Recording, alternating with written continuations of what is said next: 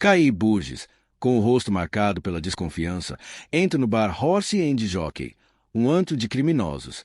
O ar está pesado com fumaça e segredos. Ele procura por Lincoln, seu irmão, mas é recebido com hostilidade por Id e seus capangas. A conversa sobre o assassinato de Hook revela tensão mortal no ar. Caim, calmamente, bebe sua cerveja, mas seus olhos canear cada rosto, cada movimento. Ele não é mais o irmão ingênuo. É uma tempestade prestes a se formar. Tum, um dos capangas de Lincoln, conta uma versão covarde do que aconteceu com Hook. Caim, com um sorriso sarcástico, o interrompe. Sua voz é calma, mas cada palavra é uma facada. Ele expõe a mentira de Tum, revelando que ele fugiu como um rato enquanto Hook era massacrado.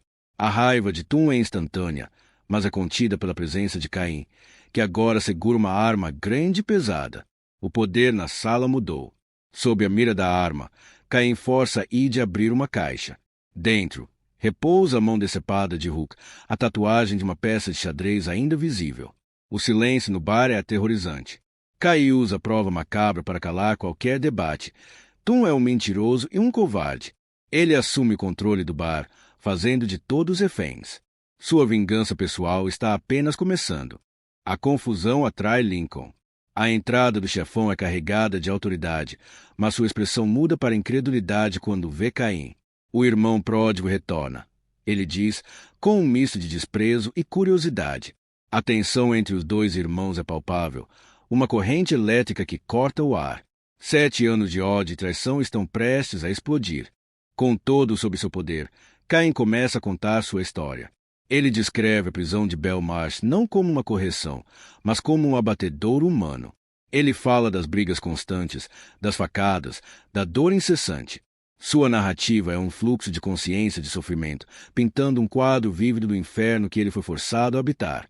Caim revela o momento que definiu sua transformação. Ele foi atacado por vários homens, e durante a luta, seu rosto foi pressionado contra um radiador quente. O som e o cheiro de sua própria carne queimando ficaram para sempre em sua memória. Foi quando ele entendeu que, para sobreviver, teria que se tornar mais cruel e insensível do que seus algozes. Em uma visita na prisão, a mãe de Caim, já visivelmente doente, expressa sua decepção e preocupação. Ela é a única tendo ligação de Caim com a humanidade. Ele tenta parecer forte para ela, mas sua dor é evidente. Ele a pressiona para que Lincoln visite, um pedido que ela, relutantemente, promete transmitir.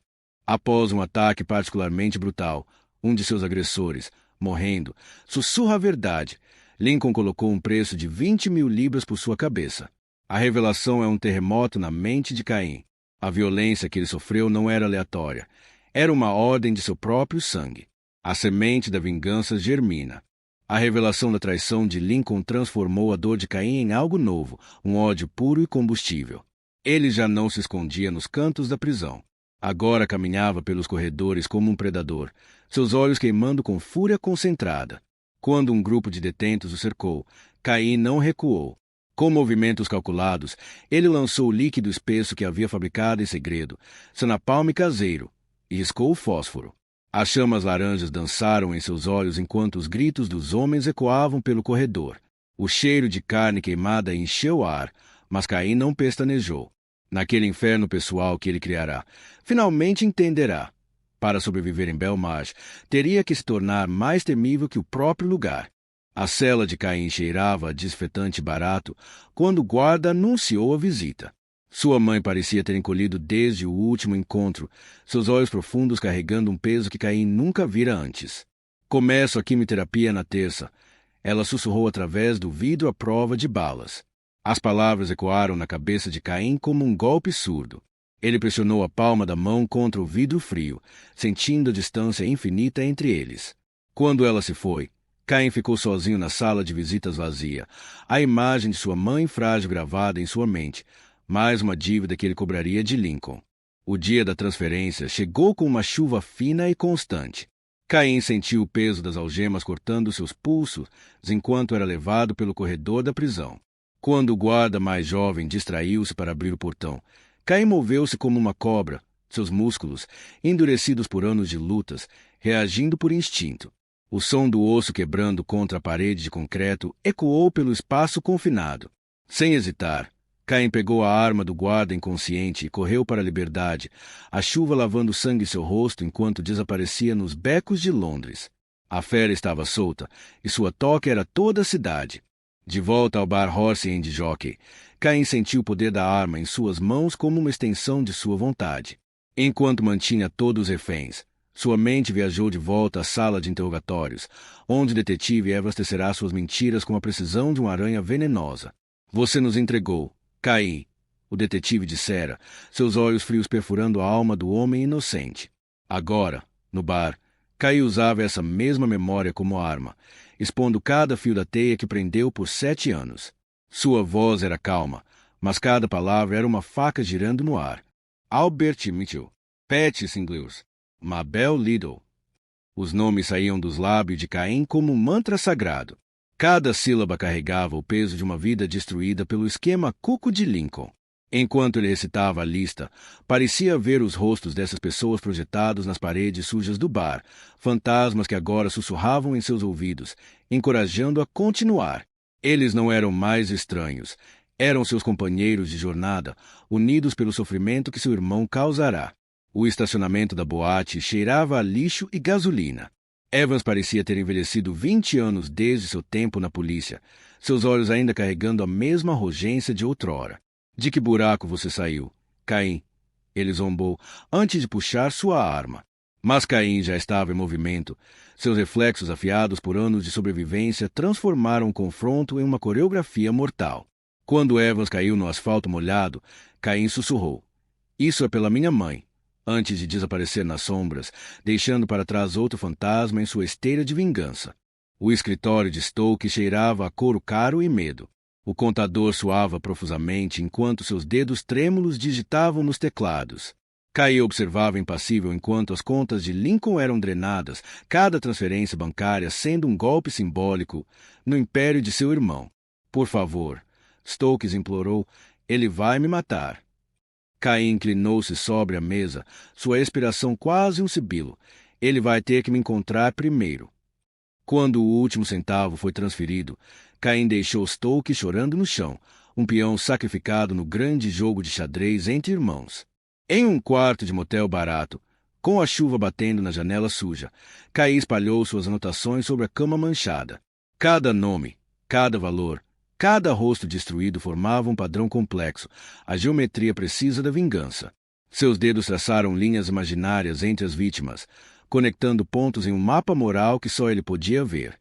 Pela primeira vez em 7 anos, sentiu uma paz estranha.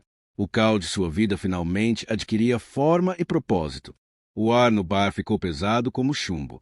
Caim podia sentir o cheiro do medo, dos reféns, dos capangas, até do próprio Lincoln. Quando os reforços chegaram, formando um semicírculo mortal à sua frente, Caim surpreendeu-se com sua própria calma. Seus olhos percorreram cada rosto, calculando ângulos, distâncias, pontos fracos. "Você está acabado, irmão", Lincoln cuspiu. Caim permitiu um sorriso triste se formar em seus lábios. Eles sempre subestimaram sua capacidade de sofrer e de fazer os outros sofrerem. O primeiro movimento foi como o estalar de um trovão. Caim girou, sua arma cuspindo fogo que iluminou brevemente o bar escuro. Ele se movia entre as mesas viradas e cadeiras quebradas como um dançarino macabro, cada passo coreografado por anos de violência institucionalizada. Um tiro queimou seu braço, mas a dor era apenas uma sensação distante. Outra lembrança será arquivada e ignorada. Quando o último capanga caiu, Caim ficou de pé entre os corpos, sua respiração ofegante o único som na sala além do gotejar da cerveja das torneiras quebradas. No silêncio que se seguiu ao massacre, os 2 irmãos finalmente se encararam através da destruição. "Por quê, Lincoln?" A voz de Caim soou estranha até para ele mesmo, cheia de uma fadiga milenar. O irmão mais velho riu, um som oco e sem humor. "Por que você sempre foi o fraco, Caim? O sentimental." E então veio a confissão final. O preço na cabeça de Caim não era por medo de ser dedurado, mas por puro desprezo. Naquele momento, Caim viu a verdade. Eles eram reflexos distorcidos um do outro, unidos por sangue, mas separados por um abismo moral intransponível.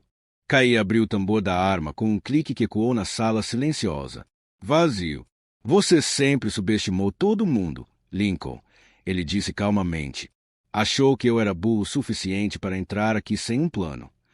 A expressão de Lincoln mudou de triunfo para incredulidade, depois para puro terror quando percebeu que Caim o enganara, que toda a exibição de força havia sido um blefe cuidadosamente orquestrado.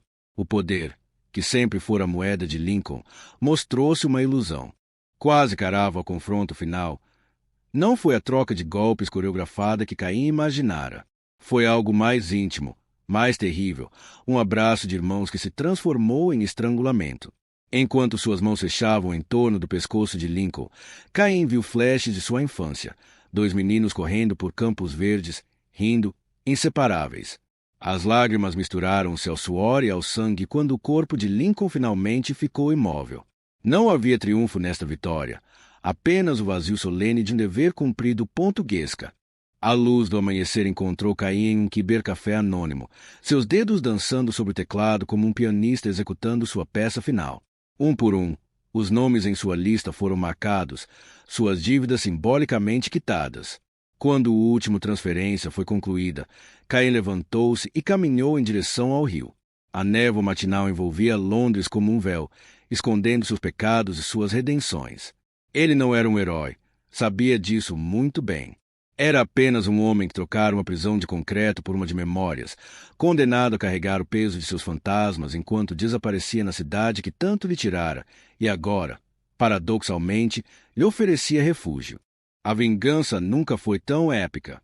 Se cada capítulo te deixou na queda, se você ficou na torcida pela justiça do Caim, se a traição fraternal te deixou revoltado, deixe seu like se essa jornada de redenção te marcou.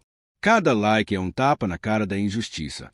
Inscreva-se e ative o sininho sinal de alerta para não perder a próxima saga de suspense e ação. A revolução só está começando. Comente qual momento te deixou mais tenso.